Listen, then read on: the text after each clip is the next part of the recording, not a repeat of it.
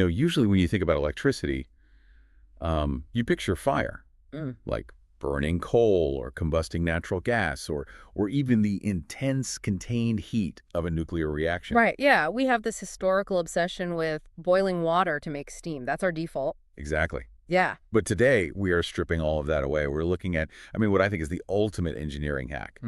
It's a way to power the modern world that relies on something far more ancient and honestly, a whole lot colder. It really is a completely different paradigm. I mean, we are removing combustion entirely and just letting gravity do the heavy lifting. Yeah, so welcome to our deep dive. Today, we're taking a really dense stack of electrical power engineering schematics, physics equations, operational logs, the works. And we are going to show you how humanity literally reshapes the geography of the Earth just to keep your lights on. It's incredible when you really look at the scale of it. It is. We're getting into the mechanics of hydropower stations. Okay, let's unpack this because when most of us picture water power, we think of natural wonders. Right, like waterfalls. Yeah. You picture Niagara Falls, just this raw, chaotic cascade of water naturally generating all this force. Well, that chaotic nature is exactly what engineers want to avoid. You know, modern hydropower is about monumental engineered control. So we aren't just hooking up turbines to random waterfalls. No, I mean, while natural waterfalls are utilized occasionally, the true marvels of modern engineering are the massive dams we build on relatively calm rivers. Right. If you look at the engineering data for dams on the Nile River or the Euphrates River in northern Syria, you realize we're taking rivers with very slight gradual gradients, and we're intentionally building colossal structural walls to artificially concentrate that natural power. It's like we're turning a flowing ecosystem into a massive kinetic battery. Exactly. But before we get into the literal spinning metal of how these machines work, we really have to understand why the people who run our power grids are so obsessed with them. And on the flip side, what holds this technology back? It's a very specific use case. Yeah, so think of the power grid like a massive, high-speed treadmill that everyone in your city is walking on. I love that analogy. That is a great way to visualize it because, electricity has to be consumed the exact second it is generated. There's no battery holding it somewhere. Right. There is no slack in the system whatsoever. So if 1 million people suddenly come home from work and turn on their air conditioners, boom, they just jumped on the treadmill. And the whole system slows down. Yeah, the voltage drops. And unless you inject a massive burst of energy instantly, the grid crashes into a total blackout. Which is terrifying for grid operators. I can imagine. And if you have a massive coal or natural gas plant, you can't just flip a switch to get more power. Like you have to ignite more fuel, wait for the water to boil, wait for the steam pressure to build up. It takes hours to warm up. Which is obviously way too late for the grid operator. And this is where hydropower fundamentally changes the game. Right. Looking at the operational metrics of these plants, they possess a staggering level of responsiveness. A typical large-scale hydro plant can jump its output from 20 megawatts to 150 megawatts almost instantaneously. Instantly. It's like having a tripwire of pressurized energy. The water is already just sitting there behind the dam under immense crushing pressure. Exactly. You don't have to boil anything. You just open a mechanical gate, the water flows, and boom, you instantly balance the power grid. It is the ultimate kitchen faucet for electricity. That's spot on. And beyond that speed, the economics of the daily operation are incredibly compelling. Because the fuel is free. Literally. The fuel running the plant is just rain and snowmelt. It arrives entirely free of charge, delivered by the global water cycle. And obviously, it produces power without the continuous emissions of a combustion plant. So you're probably thinking, if the fuel is literally falling from the sky for free, and the power is instant, why on earth are we still burning coal?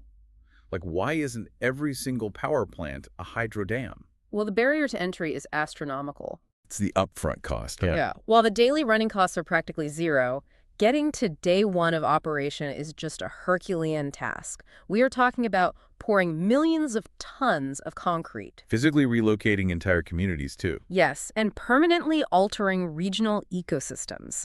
It demands decades of planning and billions of dollars of upfront capital before a single electron is ever generated. And here is a fascinating twist in the operational reality that really caught my attention when reading through the sources. Even after you spend those billions, you actually build the dam, the grid operators don't actually have total control over the power. No, they don't. They are at the mercy of completely external factors, specifically the local Ministry of Irrigation. Right, because the water passing through those turbines has a dual purpose. Yes, it's a source of kinetic energy, but it is primarily a life-sustaining agricultural resource. Which means the farmers basically hold the keys to the grid. They really do. Because the water doesn't just disappear after it makes electricity, right? It continues downstream. Yep. So if you're the grid operator and everyone turns on their TVs for the Super Bowl, you want to open the gates and crank out megawatts. But you can't just do that in a vacuum. Exactly. If the agricultural sector downstream doesn't need water for their crops that day, or worse, if a massive sudden release of water would flood their fields, you just can't touch that water. You cannot decouple the mechanical power plant from the biological reality of the river. Wow. If the Ministry of Irrigation says no to releasing water, the grid operator simply has to find their Super Bowl electricity somewhere else. It's a constant, really delicate negotiation between the human economy downstream and the electrical demands of the grid. It's just a wild balancing act. But, okay, assuming the farmers are happy, the river's at a safe level, and the grid needs power, Yeah. let's trace the physical journey of a single drop of water through this concrete leviathan. Let's do it. We know why we build them. Let's look at how we actually extract the power. So it begins in the reservoir, right? The massive artificial lake we've backed up behind the dam wall. Right. And a key detail here, the water doesn't just spill over the top edge of the dam to make power. No, not at all. The actual intake for the power station is buried deep underwater near the very bottom of the dam. And that placement is entirely governed by hydrostatic pressure. Water is incredibly heavy. For every 10 meters you go down, the pressure increases by a full atmosphere. So it's getting crushed. Exactly. By placing the intake at the bottom, engineers are harnessing the entire crushing weight of the lake pressing down from above. So this incredibly pressurized water gets forced into a massive inclined pipe that basically tunnels right through the concrete, angling down toward the turbine. Right, and in global engineering schematics, this vital artery is called the penstock. Its sole job is to maintain that immense pressure and deliver the water directly into the heart of the machine. Okay, let's talk about that heart.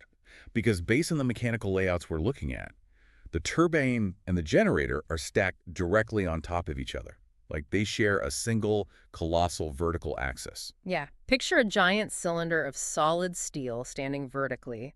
At the very bottom, fully submerged in the high-pressure water flow, you have the turbine. Okay. And at the very top of that same steel shaft, sitting in a pristine, dry room high above the waterline, is the electrical generator. So the water rockets out of the penstock and just smashes into the turbine.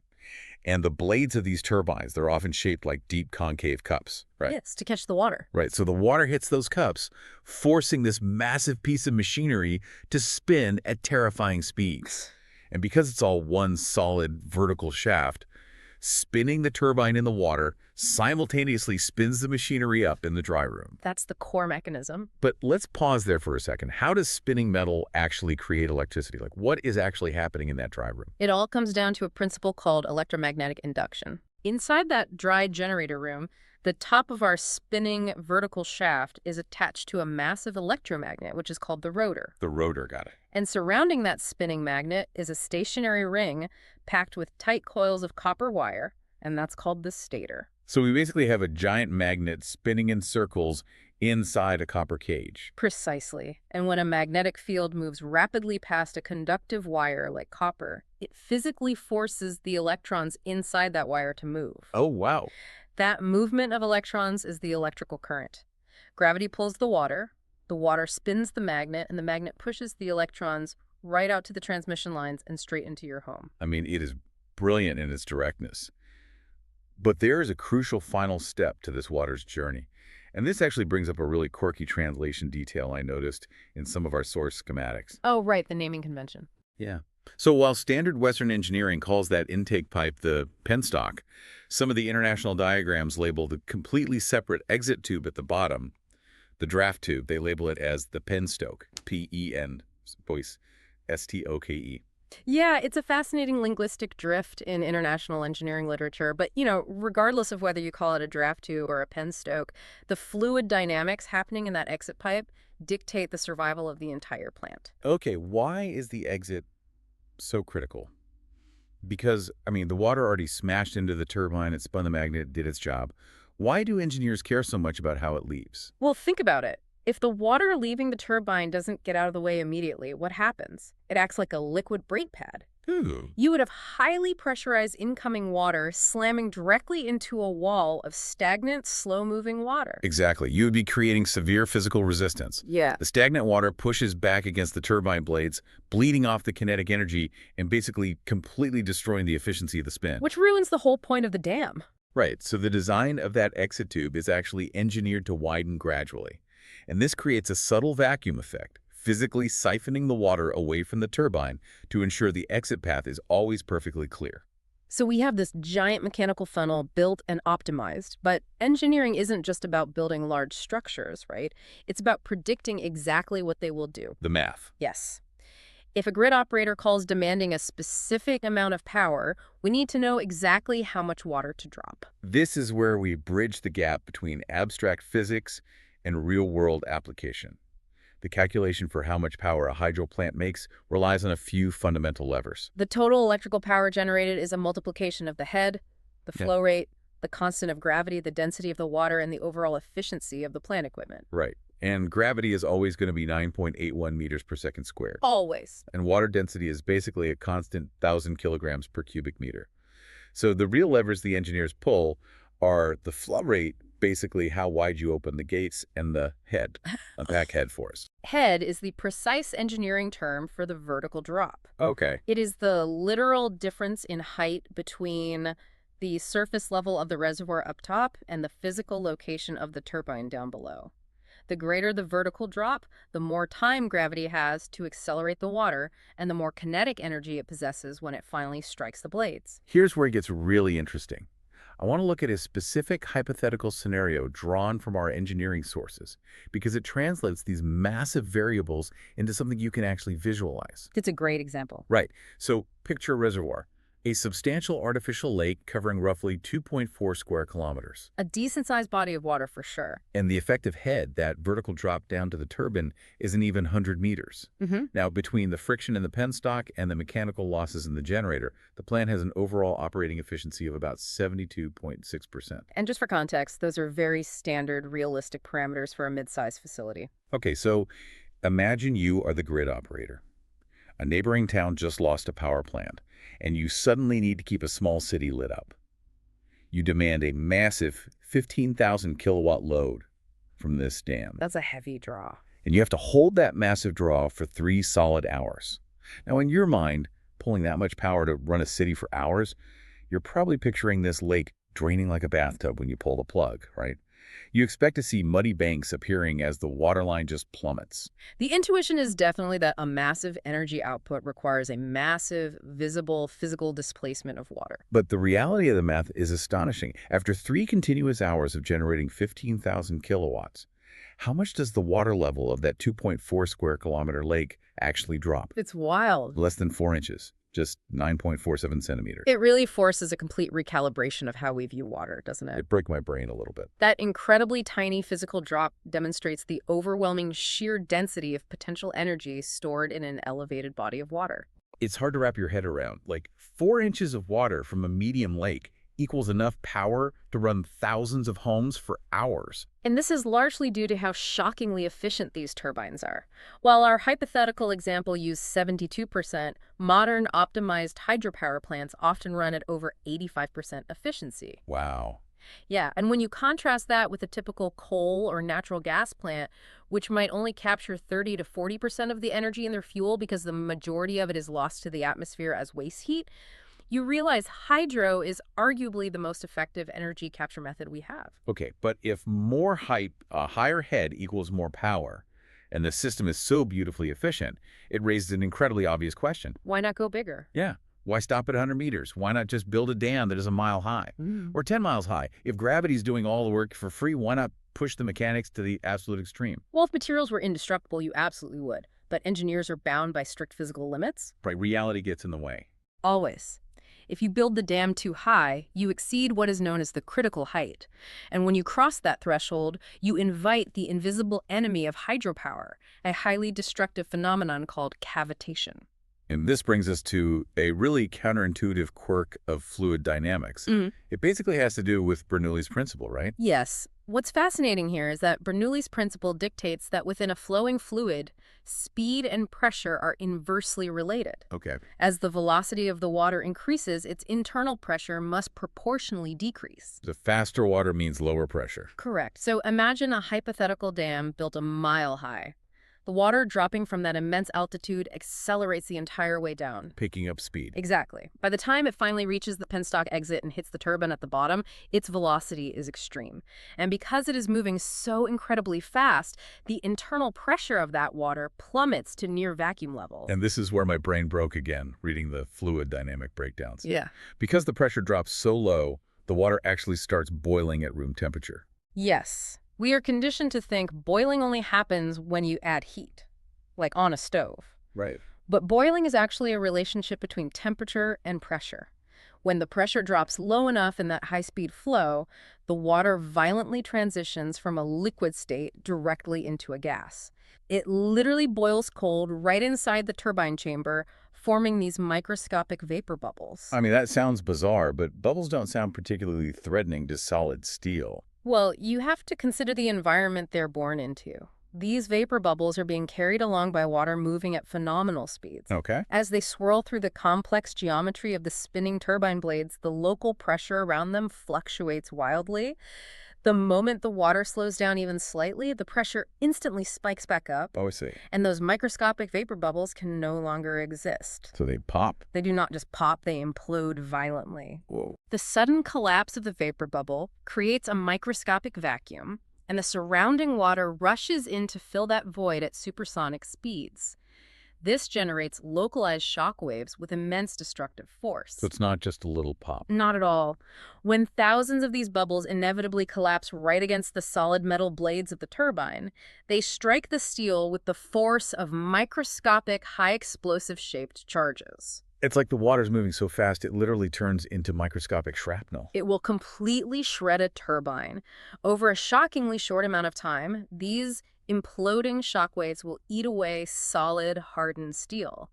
It causes severe pitting and structural failure of the blades. That's terrifying. The engineering protocols are non-negotiable. If cavitation begins because you exceeded that critical height and speed limit, you have absolutely no choice but to shut the entire multi-million-dollar operation down immediately. So you have this incredible high-stakes tightrope walk. You want the highest dam possible for maximum power, but if you go just a few meters too high, the water moves too fast, boils itself into explosive shock waves, and just disintegrates your machinery. Yes. Engineering isn't just math, it's negotiating with nature. Yeah, you're right. It's finding the exact operational window where natural forces can be harnessed without tearing the harness apart. Man. Now, we've spent all this time exploring how to pull energy out of the water, but the engineering data outlines one final, brilliant twist on this technology, and it solves one of the biggest bottlenecks we face in the transition to renewable energy. Right, the bottleneck of utility-scale storage. Yeah, we talked about how the grid treadmill needs power instantly, but what happens when the grid has too much power? Which happens more often than people think. Right. Say it's a perfectly sunny, incredibly windy Sunday afternoon in the spring. Nobody is at the office, factories are shut down for the weekend, but millions of solar panels and wind turbines are cranking out maximum electricity. The treadmill is going too fast. Exactly.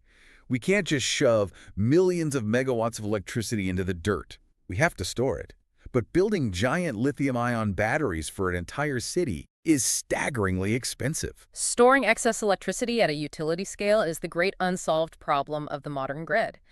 The solution presented in these schematics is an ingenious concept called pumped storage. Our ultimate mountain battery. Yes, it redefines the purpose of the facility entirely.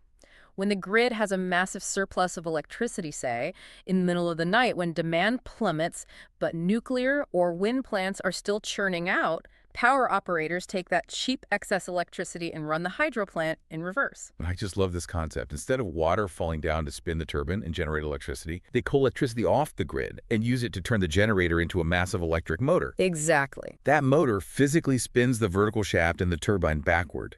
The turbine transforms into a colossal water pump. And it actively pumps millions of gallons of water from a lower lake back up the penstock tube. It fights gravity all the way up a mountain to deposit it into an upper reservoir. That is wild. You are literally taking excess electrical energy and converting it back into the potential kinetic energy of elevated water. And there's an incredible real-world application of this currently being studied at Mount Ataqa in Egypt.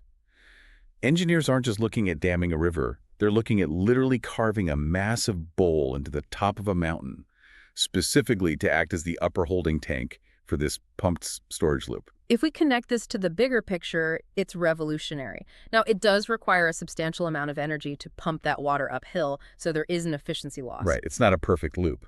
No, but the economics make sense because you are buying electricity when it is abundant and worthless and generating it when it is scarce and highly valuable.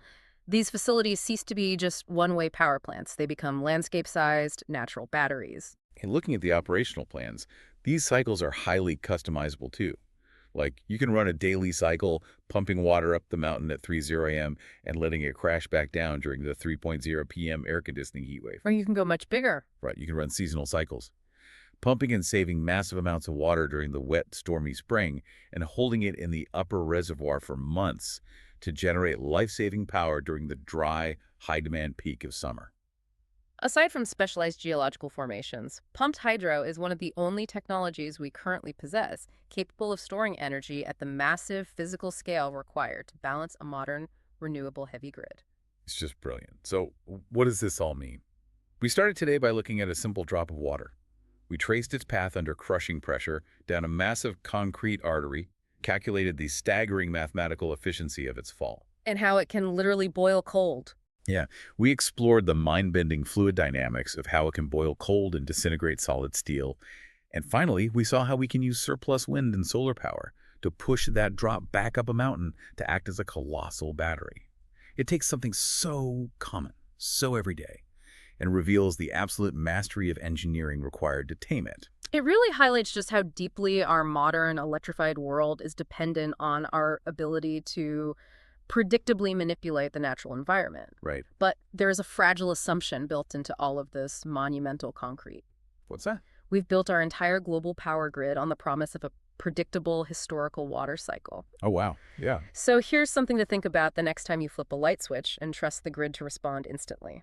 As climate change redraws the map of where rain falls and where droughts linger, what happens to the stability of the modern world when our ultimate mountain batteries simply run dry?